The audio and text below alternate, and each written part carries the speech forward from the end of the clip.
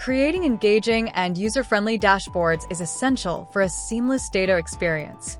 Light and dark themes enhance readability and provide a customized view, making analysis more comfortable and effective.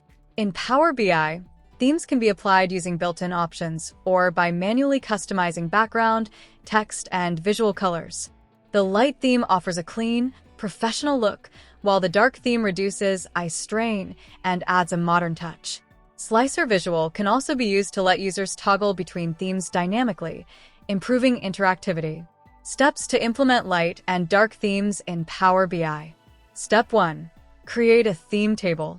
Create a color theme table with light and dark modes. Define color schemes for background, text, and shapes to enable dynamic theming and improve dashboard consistency.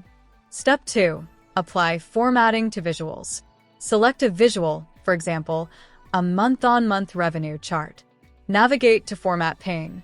Locate the background option. Click on the FX Conditional Formatting button.